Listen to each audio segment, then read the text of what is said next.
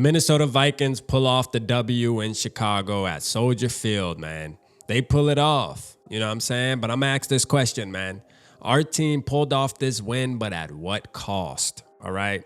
Last night, I was going into this game doubting the grit, doubting the will of this damn football team. And I'm going to tell you right now, today, they proved it, right? It's like, think about Carolina win and think about this win. Do they feel good? Can you really sit back as a Vikings fan and say, damn, you know what? We went out there and handled our business today? Because I'm going to tell you right now, I can't. Listen, dog, listen. The defense, for one, is saving us. We don't do anything in the second half when this team is supposed to be based off of offense, right?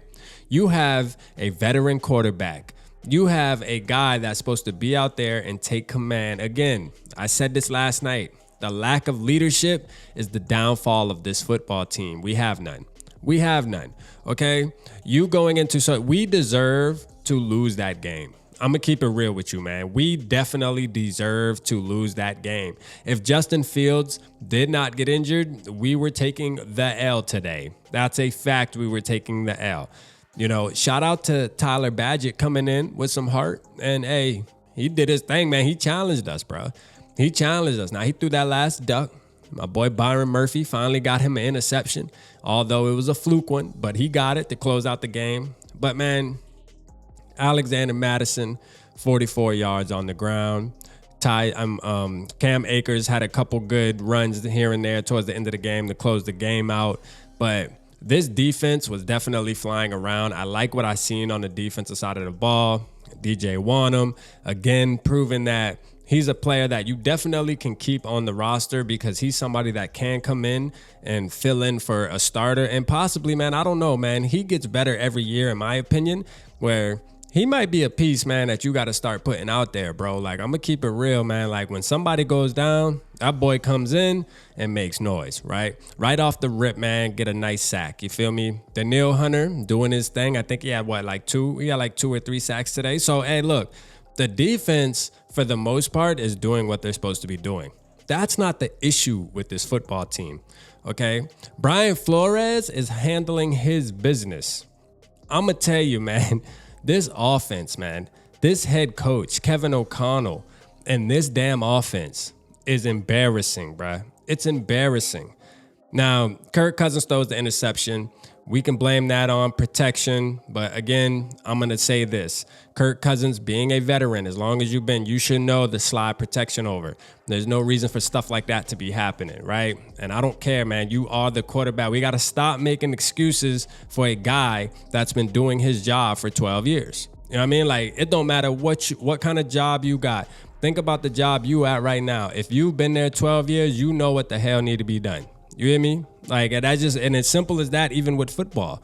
There's no difference. So, I mean, yeah, the protection wasn't there because nobody slid it over. Whether that's Kevin O'Connell, whether that's Garrett Bradbury, whoever's the center, or whether that's Kirk Cousins. Somebody goddamn got to take the blame. So he threw a pick, man, you know what I'm saying? So, hey, I figured he would have about 3 interceptions today, but I seen a ton of bad throws and then a bunch of checkdowns, a bunch of soft, conservative play calling. And not only the play calling, just Kirk checking the damn ball down, not wanting to take any shots. I mean, it's embarrassing, bruh. It's embarrassing, okay? Now, if y'all thought I was going to come on here and talk about how great I felt about the Vikings getting a win, hey, look, at the end of the day, it's a win.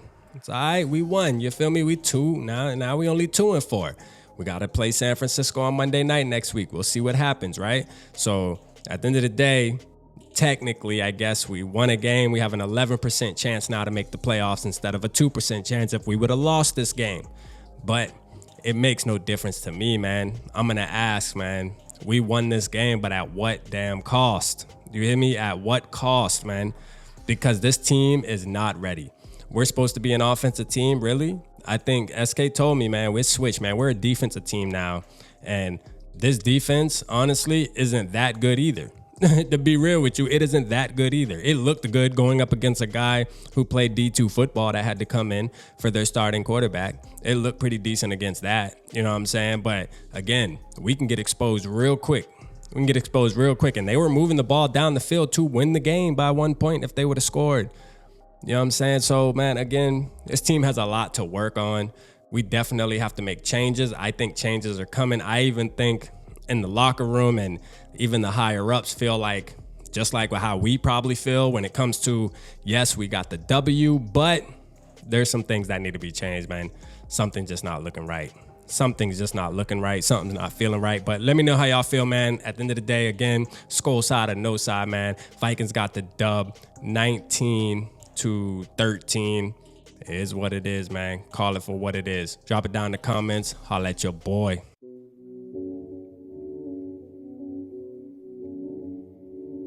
Yeah, smooth summer, who running? I hear them talking, but they ain't gon' do nothing. Celebration, I might have a toast with you. I'm feeling good, I'm feeling great, I'm terrific. We ain't taking no losses, we winning. Undefeated, check the percentage.